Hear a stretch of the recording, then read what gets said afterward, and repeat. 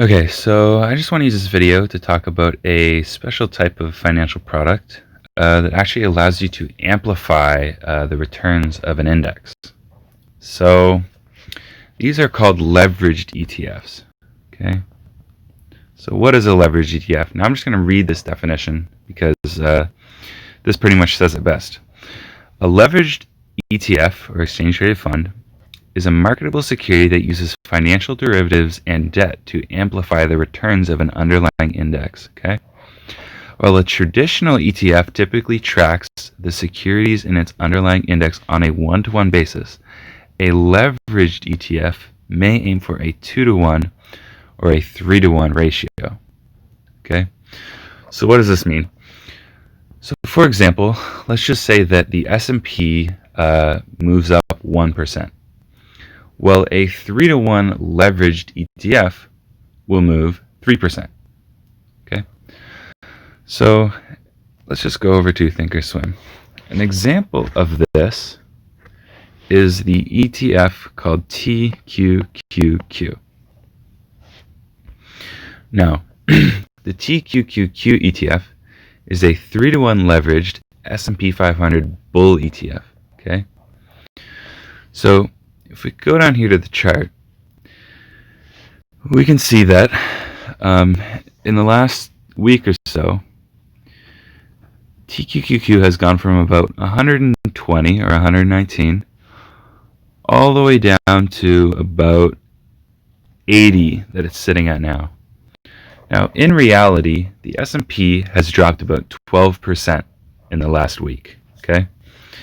You can see here that the drop from 119 to 80 is a lot more than 12%. It's actually about triple that. Okay? So this is a 3-to-1 leveraged S&P 500 bull ETF. And what that means is it tracks the S&P 500's returns in a 3-to-1 ratio. Okay? So this specific ETF is a leveraged bull ETF. Now, there also exists a thing called leveraged bear ETFs. And a good example of this is SQQQ. Now, leveraged bear ETFs give inverse returns of the index that they're tracking. So, for example, if the S&P 500 were to go up 1%, a 3-to-1 leveraged bear ETF would lose 3%. Okay? So, if we actually look at our chart here of how SQQQ has been moving recently, we see that SQQQ was down at about $16 down here. And right now it's trading at about $23. So in reality, again, the S&P 500 has dropped about 12%. Now the gain in SQQQ, which again is a 3-to-1 inverse bear ETF on the S&P 500, the gain on this ETF is right about triple 12%. It's about a 36% increase, okay, on the week.